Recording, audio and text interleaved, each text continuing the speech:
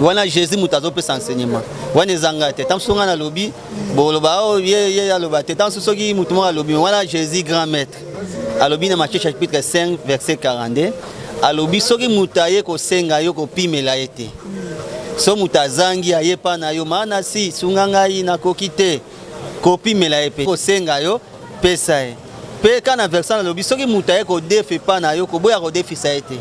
Wana Jésus.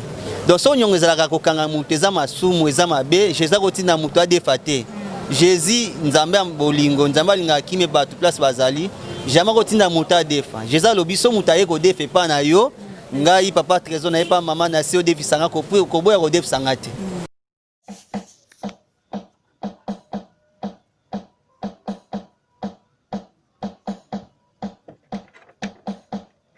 Ravi de vous retrouver encore une fois de plus sur votre chaîne YouTube Trésor Ministries TV. Donc, on va bichonner n'importe quelle idéologie. Merci beaucoup pour la confiance, fidélité, amour au Bopé Sabiso. Nabi que vous s'abonnez déjà. Na sengi sou vous abonnez massivement amène à Trésor Ministries TV. Donc, ma chaîne yo sa keto zoua bamate ya kitoko chaîne sa keto so ba information ya malonga. Donc, la chaîne à Mosai Nanzambe, chaîne e pambola masoko s'abonner pour pambola mi. So s'abonner yo Ozima Pamboli. Merci beaucoup, comme je vous ai dit dans le début, que l'autre Yambamoko Basali Nanzambe, ou Aza patron, Aza déjà chef, Yam chaîne Oyo, évangéliste trésor, mais Robert Amasoto qu'on analysé concernant Mambo et Talignongo. Bisous, très bien que Kin Oyo. Monde entier, partout, surtout dans le monde mingi. Monde entier, que tu défara trop, surtout les kin te défara mingi pour te vivre na banyongo.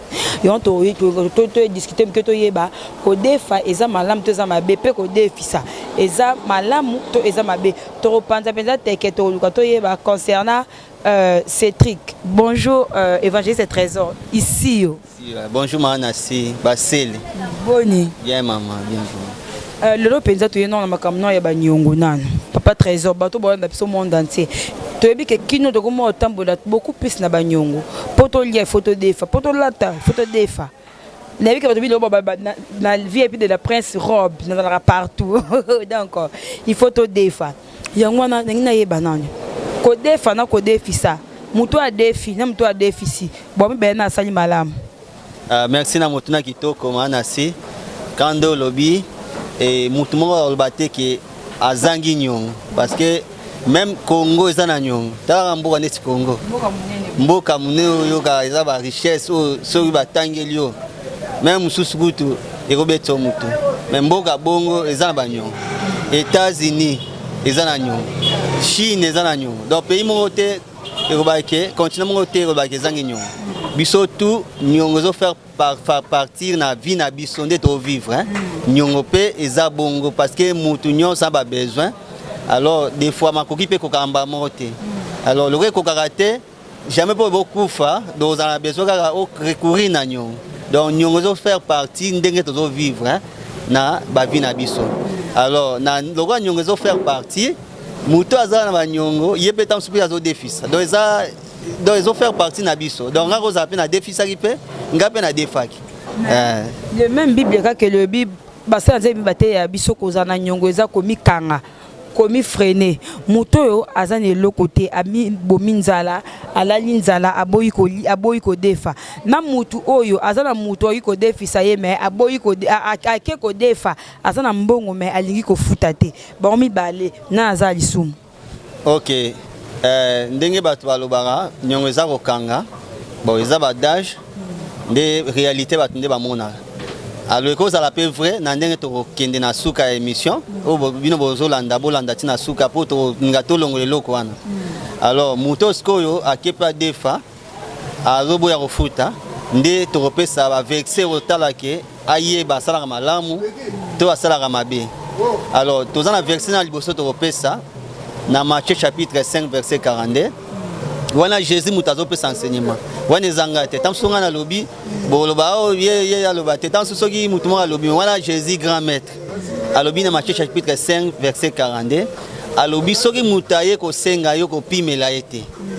so mutazangi ayepa na yo maana si sungangai na kokite kopi mela epete aye ko senga na eza ekangami na eloko moko aye ko senga yo pesa e pe kana verset na lobi soki muta aye ko defe pa na yo ko boya ko defisa ete wana Jésus donc so nyongo ezalaka kokanga mutu eza masumu eza mabe Jésus ko tina mutu adefa te Jésus nzambe bolingo nzambe alinga kime bato place bazali jamais ko tina mutu adefa Jésus lobi so muta aye ko defe pa na yo ngai papa trésor na pas maman na sio defisanga ko boya ko defisanga te donc il aura liboso na nyango wana ko boya ko defisanga te donc nyongeza na origine eza mabete et kanga mutu via mutu te ezate mutu azo defa nde mutu mabe ou bien mobola na ba riche na ba pauvre biso tout to defara siko na bato azana nyongo azana makokia ko futa mazolinga ko futa te. OK siko na deuxième verset pour na ozala na au moins 4 versets na opes. Na deuxième verset na Romains chapitre 13 verset 8 Bible lobi na biso boye balobi ne devez rien à personne. Ça dit soko defa ki nyonga batu oyibi kengane na zaboye na defa ki bilamba batu ne toza ba feti boye na defi chemise à batu par exemple il y a $10 to gagner ozwa les 25 et na defi faut na ça les fort na pesa et na zala nyonga mutwana te ça dit na respecter engagement to kana na ye na futa parce que Jésus lobi to defa mais l'acte que le to défi to boya ko futa parce que Romain lobi kozana nyonga mutute ça dit na défi to gagner na sileka les 25 na ça l'effort pour na futa pour ngana to zana kimia payer makambo azo sala akende liboso na mbongo na yazo sala. OK na bato kasi ba défi ça mutu musu za ye biloko na asala mpona ko defisa so ache prix neza ya ko defisa jamais ko ngote kango cash amesana bongo pe etikala ekeye a defisa kaka akoka su côté kate comme ra freinage te te comme ko mobila keli morote ça dit quoi muta andima mbongo andima ne ka ko defisa ate sengi ko teka te ya mesana ka ko defisa babi quelque part ça peut freinage te ko mbongo na ko defisa tolbi ko defisa za lisumute. So mutazi mbongo na yebi ke non ko somba cash eza par exemple $20 ya bia defisa na e na 5 na 25 abone cash na ko defisa en vrai dire eza mabete donc so mbongo na ya defisa na e a déficit yebi ke lokana cash eza $20 mais ko defisa $25 eza mabete donc asali mabe place mote donc asali na ni mabe azo defisa na e yo defi yebi ke non lokana na boutique eza $20 mais mutwana azo defisa na $25 au défi compliqué pour ça on y a cash on somba $20 ko bate non yo tsaki $5 non tsaki na makati nda na makasité yo sala effort pesa $25 na ndenge yazo sala musana donc en vrai dire ça na mabete. OK ndé kasi mboka to moyi batu mususu mboka etikana na banyongo na bango ebele to mona ba Gabriel Mokia to mona batu bebe so tanda kotanga est-ce que mboka pe sumu kaka na kozana banyongo ya bato basala ba entreprise to mona lelo DG ya RV azo samba toujours banyongo ba salaire bato bongo pe to banyi mboka sumu kaka Bible lobi ke muto azana nyongo aza esclave ya muto a defaki or esclave aza muta ya kimiate bilobi ke muto azana nyonga muto asa esclave ya muto wana mboko ezana banyongo mboka ne ko kendaka liboso ata mokolo moko te ata ndenge nini mboka nyonso eza banyonga batu eboya ko futa mboka ne ko kendaka liboso te donc soki mboka na biso lingi e banda nde mutu moko aloba kozanga nyongo eza ebanda ya kobonga ça dit quoi elo to futi banyongo bato wana kuna bazo yima eza bolamu pona mboka na biso te e amona ke no ye ki na mboka na eza na mwana mboka asali ba mamu na ye ndongo tangi bato wana sikoyo bazo za la récompenser te na ba droit na bango to baki nyongo mutu nyonso na devoir envers bato to baki nyongo na définition ezali responsabilité oza nango devoir moko oza nango lorsque ofoko kisango lorsque oza mokonza mboka Congo eza na responsabilité faut pesa bato wana ezopesa te ça dit eza malamu te mutana solo baloba eza malamu te. OK merci beaucoup bato wana biso ba comprendre na ngi siko opesa conseil bo message na biso chaque semaine on donne ba sujet oyo to banda ko partager na ngi opesa siko to lieu opesa conseil na bana nzambe bato bota biso partout dans le monde pona ko il faut se reposer il faut se comporter ndeni il faut poser des il faut se comporter ndeni.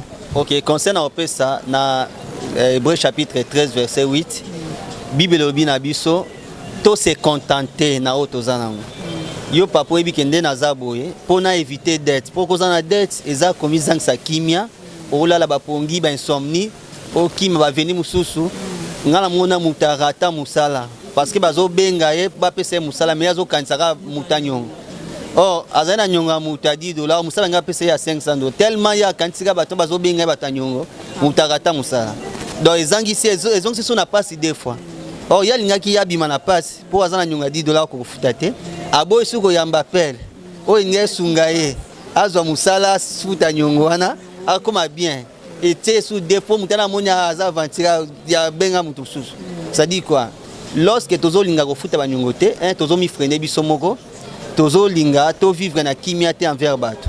Alors Hébreux chapitre 13 verset 5 elobi verset 6 5 à 6 elobi se contenter na ozanango oyebi ke ngani na boye na makoki na bika na makoki ya kolatela mba ya 5000 na trier na ballon kodefa bilamba bato te ya $500 $2000 300 mpo bamona mpe aya na beta danger mpo vie eza niveau par niveau ya moto olata ya $200 ntango so babanda so abeto l'histoire ntango so abanda mpe na kotrier na ballon aopriye ba 1000 francs makasi ka korepasse abandaka bongo yo ntango so onvi aya na beta fo aya naza na mutuka ya aza boye ngai mpe fo nakende nazwa or yo olingi oke ozwa ye deja na niveau mata ye pana ata defi nyongo ya 500 ofuta mais yo so odefi ya 200 okima veni okangi batelefone ocréer incompréhension na quartier ocréer incompréhension na moto mieux vaut bika selon makoki na yo obiki oza makoki ya kotrier bilamba ya 2000 francs to 1000 te vie eza niveau par niveau lobi po okoma mpe na niveau ya ba $10 $20 omobeta mpe lamba mpe chaussure mpe ya ba $500 parce que vie nde tokolaka nde mpe tokoma ba niveau donc bika selon makoki na yo obiki nonga na boye na ozwa ndako ya bato ya $20 zala cirque parce que bayer olala ozolamu koza na nyonga bayer azo compter ba jour abiki fin du mois le 5 azo zela za devoir na ye o yo droit na yo ya devoir na yo faut pesa ko bate soka ya bino confinement no finga bayer ba yo mona oza bolinga ba tuté yo comment soit na bayer okomo senga ba préavis okomo compliqué or soki o mona ki ngani na boye na bando futa ndaku ya $500 musala esilinga po makambo eza ebele na mokili ba réalité comme la biso 100 comme on a tanga ba ngeba ya bakutinga na 5 chambres bakuti boye douche ba nini okoka so niveau wana te yo lingi osakroche non ndima omikitisa babi mikitisa ponza batombola babi reculer aussi pour bien sauter ko reculer exactement so épargner pour osasuma et là o comme asu ko zonga na niveau za ezate longoli ondingo zali mais ça sagesse pour na ko éviter ko discuter na bato po bayaka yo futa te garantie silio or soko mikitsaki na yo na niveau mo bongo zala o se relancer donc ko lingate o apparaître na o no comité o defa banyongo o zwa ba responsabilité mo ko rater po ya compliqué yo bato bazamabe o bato balinga te ko mo sona bato bomo bunda et comme quartier tonda o soko mikitsaki na yo o ngoza eleka na niveau na yo mutata monyo pamba ta yo landa bato te on a ya na latara bilamba 1000 fois ko kipe te po yo zo banyongo o ko futa te ka ye mutawando seka mieux vaut yo sala yo moni ke olanda ba parce que bato be bangala ki sabatu o ya ba mais yo $500 au défi est-ce que vous en a makoki ko futa et anniversaire si bato ba meli ba ke mais mambe yindela yo bato wana tam sous de o benga ki tam sous ba ndo pe sombongo te mieux vaut na fete na ngata na deko kananga. Merci beaucoup. Merci Évangéliste, c'est trésor. Donc merci beaucoup pour comprendre. Bon défa, bon foot, ça pose la peine à la maturité, ya kosenga, bon ça la peine à la façon ya kosenga. Nous sommes à la fin, donc aujourd'hui merci à tous balandi biso. Merci na. Ok, tu peux sous mot de la fin. On a clôturé pendant au quotidien au Sambela pour na battre pour sa conseil à Souka. Donc je dis merci na Giovanni passer derrière la caméra, pourquoi pas Véronique Ababi Moté ma évangéliste trésor maman na Gracia. Donc merci beaucoup. Totiki micro évangéliste on sait sa prière à Souka pe on peut sa conseil ya Souka. Na ba nyonga ba intérêt à expliquer biso pourquoi. Mais bon retrouver sur semaine prochaine, bon je suis ba si j'aime sou ya Sika bon s'abonner massivement na Trésor Ministry TV. Bye bye. Totiki une évangéliste. Kolinga raté bandeko na yo opesa bango nyonga avec intérêt. Aux frères même église na Deutéronome chapitre 23 verset 19 à 20 Bible ils ont interdire biso que yo mwana nzambe oza chrétien o def sabande konayo na ba intérêt kopesa na ba intérêt te. Donc pesa ndeko na yo sans avec intérêt. Donc prière asuka yo muto landa ngai tika nzamba sunga biso to longola komi matisa. Toyeba ke vie na sepela na rose na zanango. Nzamba peso molimo ya komikitisa ko ningate apeso molimo ke okota banyongo parce que molimo wa nyongo pesa molimo mabe. Mutu supe vina ka nyongo do banda banyongo ezape molimo mabe. Ozolanda nzamba kangola yo apesa yo mikitisaka et nzamba pesa biso makokito kutana kona rendez-vous mususu na kombo na Yesu. Amen.